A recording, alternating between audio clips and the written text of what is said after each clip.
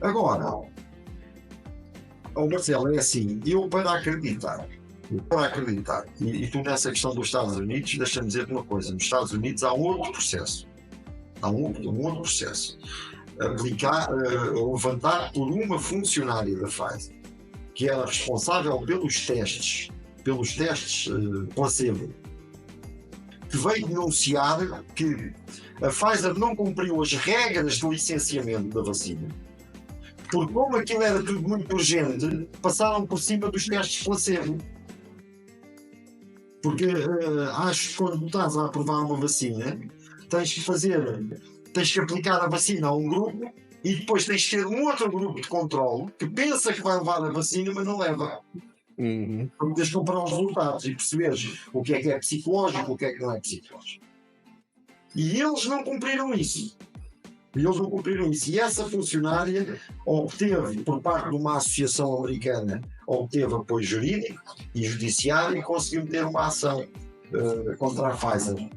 Portanto, é mais uma, há muitas ações a decorrer. O que há também é uma grande censura em todo o mundo relativamente a estas questões. Porque vem logo o negacionismo, não sei o quê. Inclusive, provavelmente vão desmonetizar esse dinheiro, então, galera, vamos mandar um superchat aí. Vamos desmonetizar esse vídeo. É capaz. Enfim, às vezes tenho medo de falar destas coisas porque depois apagam as coisas e a gente tem que falar. Agora, o que eu acho é que para considerar que este tipo de problemas poderiam afastar a possibilidade de nomeação do Ursula von der Leyen como Presidente da Comissão Europeia, eu teria partido do princípio que a honestidade, a integridade e a boa imagem são requisitos fundamentais no apontamento destas figuras. E a história não corrobora isso. A história diz-me que Lagarde saiu da França com um processo de corrupção em cima por causa de uma petrolífera, já não me lembro qual é que é, no governo de Sarkozy, ou o envolvimento na Líbia, na questão da Líbia. Foi no envolvimento da questão da Líbia. E saiu daí para onde está agora, para o Banco Central Europeu. A história diz-me que Ursula von der Leyen está onde está, apesar destes casos todos. A história diz-me que há cerca de um ano, no Qatargate, o próprio secretário-geral da Confederação Europeia de Sindicatos, que é uma pessoa do Partido Socialista da esquerda italiana, Luca Vicentini, eu conheço pessoalmente,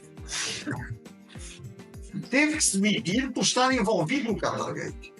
Vários parlamentares europeus dos sociais-democratas ficaram com a justiça às costas, foram incriminados por causa de receberem dinheiro do Qatar. E, portanto, estas características o Zelensky é o que é. Zelensky tem este todo apoio, apesar de constar dos Panama Papers.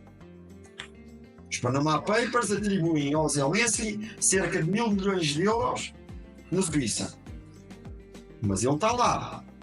Portanto, a ser alguma coisa, não pode ser isto. Não faz sentido. O Michael Moore, o documentarista naquele filme dele que é o Capitalismo, uma História de Amor, tem uma parte onde ele diz assim, onde ele pega numa figura americana, vais-me perdoar que eu não me lembro o nome, que era Presidente da Reserva Federal. E o tipo tinha passado por 5 bancos e por todos os bancos em que passou tinha afundado os bancos. E o Michael Moore dizia assim: então, mas alguém acredita que este tipo foi escolhido pelas suas competências? Ele foi escolhido precisamente por ser como é. Pelas suas incompetências. É porque a determinada altura quem está no poder, e eu acredito nisto, precisa de pessoas maleáveis, que tenham telhados de vidro, que tenham coisas em que se possa pegar, Porque se não tiver. Olha, e eu aqui até vou agora tomar o partido do António Costa. Vou, sério que vou. Porque o António Costa era um caso em que não lhe podiam pegar.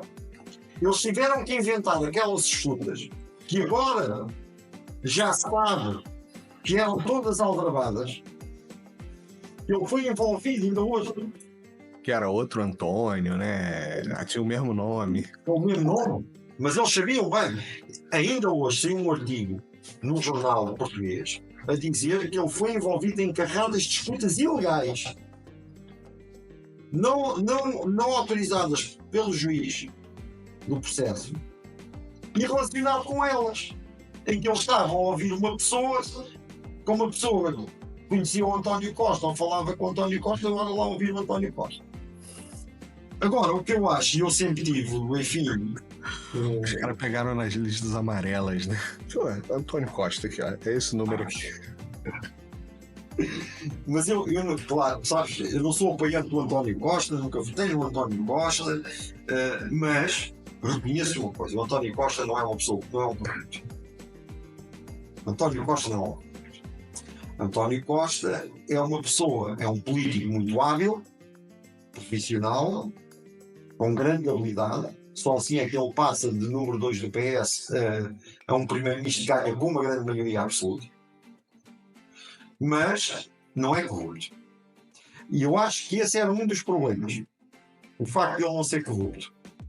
Porque António Costa andava a fazer um jogo de cintura à Lula da Silva.